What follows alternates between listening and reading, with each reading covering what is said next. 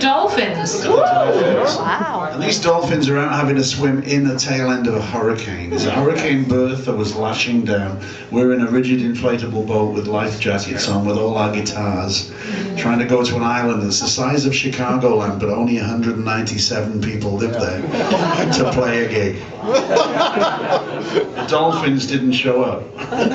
This is approaching Jura. That's the distillery. The only building on the island is a distillery. I said, wow, this pub's great. What are the other pubs like? They're like, what other pubs?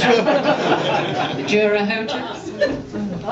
There we are. We're running through the hurricane to get to the Jura Hotel. Back to Morro Castle. Oh, there's Martin's friend in the Jura. Within 5 minutes. She was a friendly lady. The name was Maggie. She was described as the town drunk, and she was on Martin's lap within 5 minutes before his haggis had even arrived. Okay. No, we can go and get to Jura now. We're in Jura. We're on. We're getting That's on. not. We're going to Jura again. It's all wrong now. There's my hat. There we are. There we're on Jura. That's a nice picture. Some picnic table. There's us in the pub at Jura. Yes, let's have leave it on that one. That's- There's Susie getting some considerable amount of alcohol.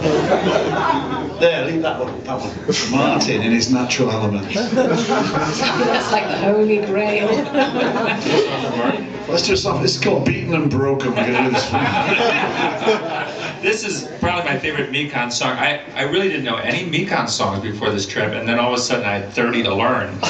And this is probably my favorite. And this was written by a guy that showed up. I think Tom wrote this. He showed up midway through the trip, and he took over the songs that I was singing, because I guess they were all his songs. He did for one night, but he didn't know him, so he sacked him. You were a professional, Rory. I don't know. The professional singing this song does not quite work, but I'll try it.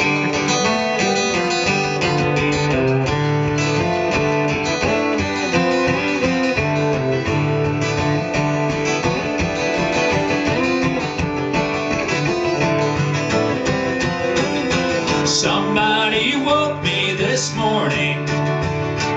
I didn't know where I was. The person I spent the night with just took me inside. I caught a train to Sheffield, but in my mind I was already in hell. I betrayed.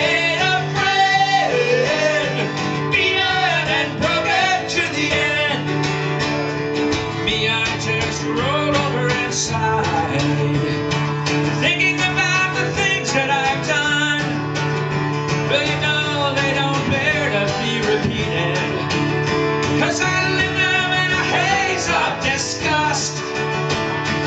I caught a train to Sheffield, but in my mind I was already in hell.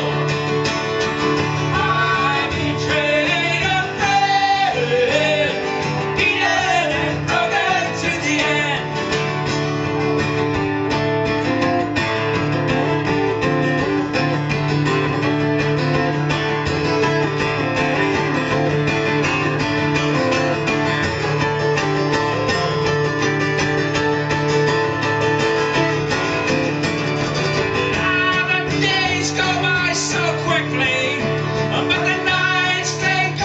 so slow.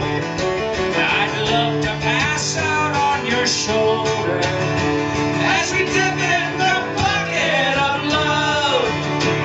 Oh, I caught a train to Sheffield, but in my mind I was already in hell.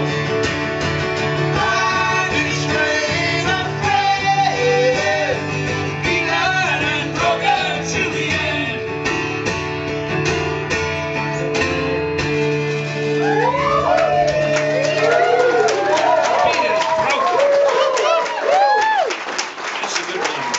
So we went to Jura to actually record a record, which we finished in 3 days. And a lot of people, finished. well, it's not finished, but we did record it all. And people who came to the show we did in July, all the money that we raised was used for expenses to go and do this trip.